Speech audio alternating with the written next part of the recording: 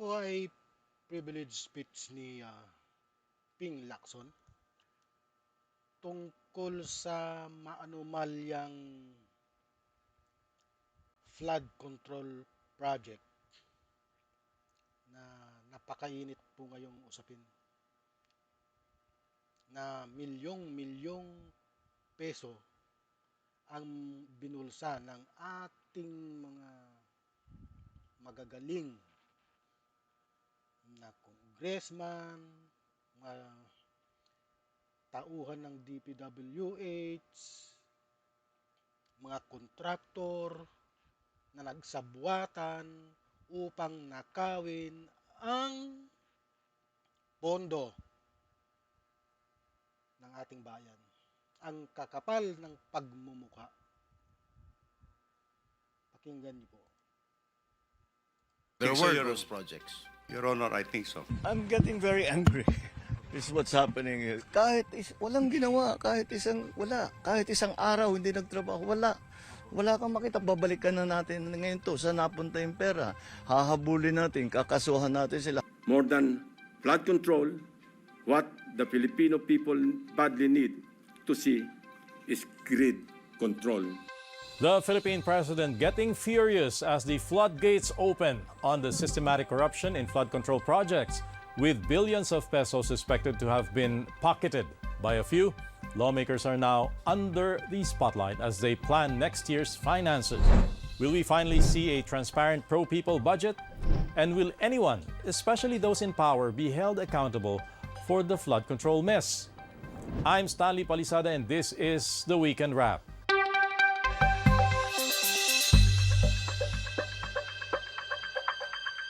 A damning expose from Senator Panfilo Lacson. The veteran lawmaker presented in details how taxpayers' money is lost to corruption in flood control projects. Contractors working in cahoots with government officials and insiders of the Public Works Department dividing funds, building substandard projects. Last week, the President took aim. Today, I am pulling the trigger. 8 to 10% para sa mga opisyal ng DPWH. Swerte na daw kung pumayag ang district engineer na 6% lamang ang parte niya. May ekstrang 2 to 3% pa na parte ang district engineering office kung may sosobra sa contractor's profit. Ang tawag nila rito, reseta. Reseta dahil ang presyo na itinakda ng district engineering office ay nakasulat at napagdesisyonan na. Parang gamot, Mr. President, lulunukin na lang ng contractor. Hindi ito kababalagan, Mr. President. This is well orchestrated by an organized network of people who abuse their power. Lacson calls this a massacre of public funds, with the province of Bulacan tagged as the most notorious when it comes to flood control anomalies. Sa Bulacan First Engineering District na pinamumunuan na magkasunod na tinanggal sa pwesto na sina dating District Engineer Henry Alcantara at ang pumalit sa kanya na si Bryce Hernandez. Napag-alaman naming talamak ang ganitong kalakaran. Napabalita pa nga kamakailan na ang isa sa kanila ay nakakapagpatalo ng 100 milyon sa isang kasino dito sa Metro Manila. Mr. President, sa District Engineering Office na ito, sa ilalim ng pamumuno ng dalawang nabanggit na opisyal, para sa taong 2024, 28 proyekto ang pare-pareho ang pondo kahit magkakaiba ang specs, disenyo at haba. The president checked the anomalies in the province firsthand. He went to Baliwag in Bulacan to inspect a river wall project with a price tag of 55 million pesos. Documents say it was completed, but the reality is it was non-existent. I'm not disappointed, I'm angry. Wala kaming makita na kahit isang hollow block, isang... Biro mo,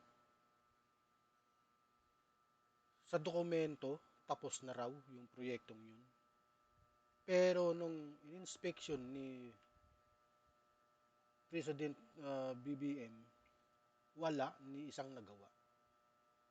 Sa makatuwid, ghost project, multo. Ng simento, walang equipment dito. lahat itong project na ito, ghost project. Walang ginawa na trabaho dito. Talagang I'm thinking very hard to pipilahan natin sila na economic sabotage. Tignan natin yung utang ng gobyerno ng Pilipinas, ng Republika, ay mababawasan kung naging maayos lahat itong ano. It was the second strike for the province after President Marcos visited a river protection structure in Kalumpit last week, built by the Discaya St. Timothy Construction.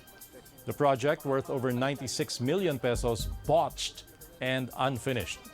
Now, all these as the powerful Senate Blue Ribbon Committee finally moves to get to the bottom of headline-grabbing flood control irregularities.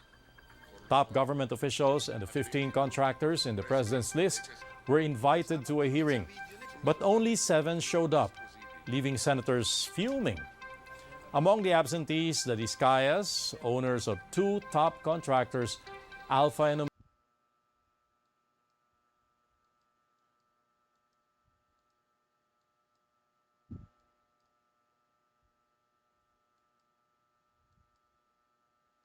showed up, leaving senators fuming. But only 7 showed up, leaving senators fuming. Ito po, yung may-ari ng St. Timothy at St. Gerard Construction. Ito po yung si Sara Discaya, yung mag-asawa po itong dalawang to. Kung naalala nyo po yung interview ni Julius Babaw, napakaraming kotse po nito. May mga brand sila ng kotse na wala rito sa Pilipinas, na sila lang ang meron. Nabili nila sa ibang bansa. Matindi itong dalawang ito. Mas matindi pa sa mga taong gahaman. Napakagahaman. The absentees, the Discayas, owners of 2 top contractors, Alpha and Omega General Contractor and Development Corporation, and St. Timothy Construction Corporation. May I move for the issuance of subpoena to those absent invited resource persons, particularly yung mga contractors, Mr. Chair, to require them to be present in the next hearing. They have to come up with a reasonable answer.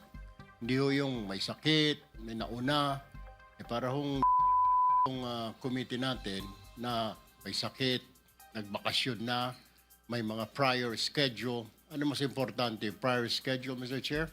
Or itong investigasyon ito because 544 billion na pinag-uusapan natin, not a small change. But one contractor, QM Builders, went under tense scrutiny. Senators demanded to know how a small hardware store in Cebu evolved into a construction company, landing billions in government contracts despite minimal capital.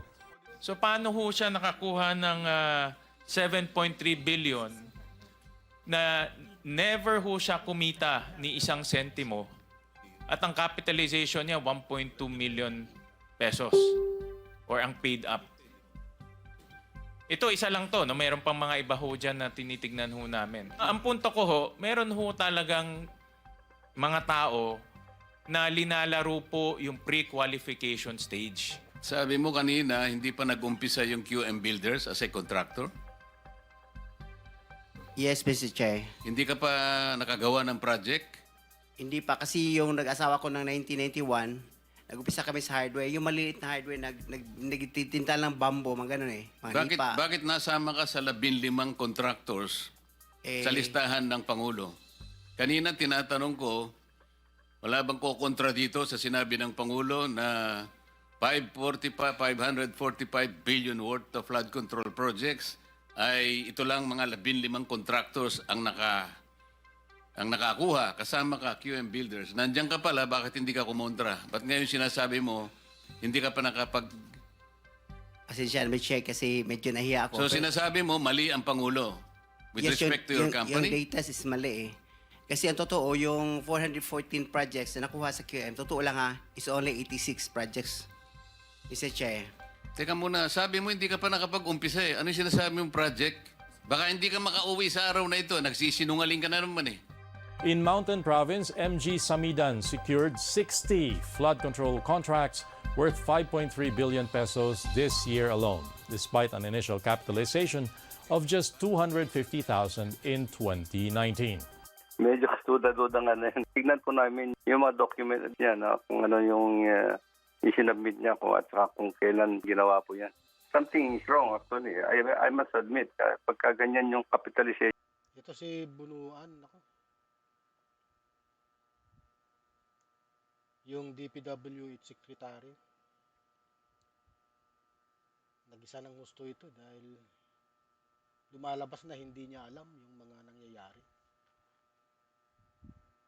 Ang dami-dami ng mga ghost project, hindi niya pa alam. Ibang klase rin mga taong to. Is 250,000 pesos pagkatapos po yung 5 billion ba yung project niya. On the process of bidding po, ang titingnan po namin kung meron siyang lisensya that is issued by the Philippine Contractors Accreditation Board, kung may lisensya siya, anong category siya. Tapos tingnan po namin yung NFCC, yung net financing capability niya. As the inquiry deepens, Public Works Secretary Manuel Bonoan concedes ghost projects do exist. You still believe that there are ghost projects there? There were ghost projects.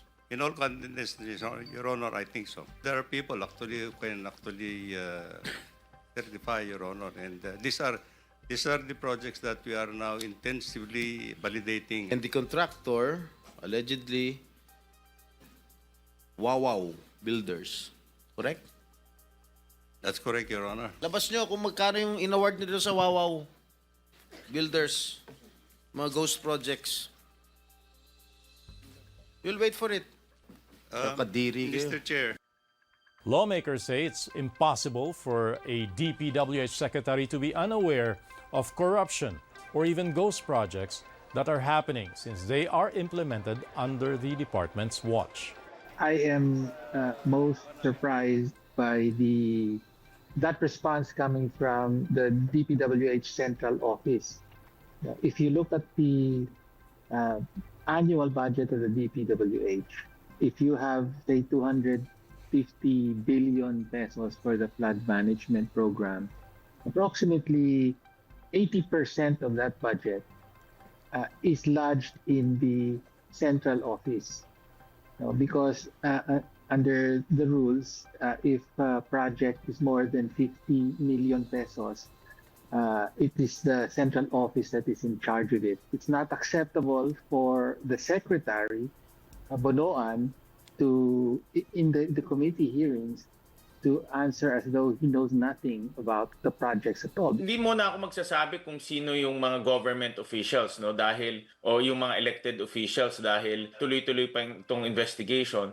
Pero sigurado ako hindi mangyayari yan kung hindi kasabwat yung mga DPWH employees or DPWH officials. May kasabwatan yan. Diyan nag-uumpisa, diyan babagsak yung pondo, sila mag-execute ng project. Alam ni Secretary na nangyayari ito. Alam ko rin na Tama, may mga sabwatan yan. Hindi naman yan mangyayari kung hindi sila nagsabwatan. Para tayong ginagago ng mga yan. Ang bagay na yan, kaya nangyayari dahil nagsabwatan yung mga DPWH engineer, yung mga direktor, yung kontraktor, ayan na, sama-sama na lahat dyan. alam ko rin na alam niya kung sino-sino yung mga sangkot dito. In Oriental Mindoro, 9 flood control projects collapsed, suspected of being substandard. All project engineers and assigned personnel were relieved of duty. Ikaw, kahit hindi ka taga DPWH, kahit ordinaryo kang tao, common sense dictates. Walang bakal, o kita mo. Obvious ba? Hindi ito bibitak o may dawilan na nakaganon. Hindi yan bibitak kung ang dalawang yan pinagdudugtong ng bakal. Ardi, ngayong oras na ito, sermonan mo yung project engineer na nagbabantay. I demand. Ardi, kalokohan na to. Hindi ko po ito mababantayan ng 24/7 sa sobrang dami ng proyekto. Pero tayo na po ay nagpapaimbestiga ngayon.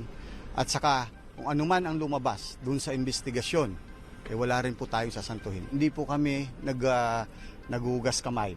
The Commission on Audit has launched a fraud audit on controversial flood control projects, specifically in Bulacan. But questions of conflict of interest quickly surfaced after it was discovered that the spouse of a sitting COA commissioner is a government contractor.